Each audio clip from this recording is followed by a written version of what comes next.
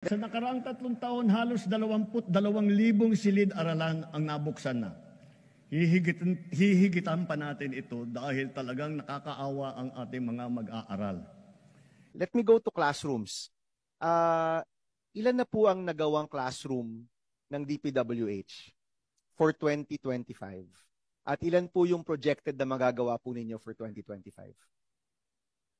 Mr. Chairman, let me just get the information. For 2025 po, ang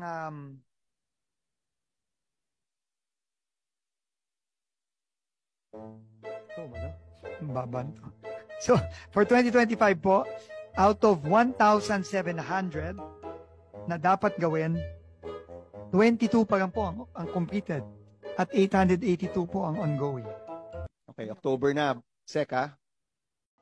Napakasinungaling talaga ng taong to eh.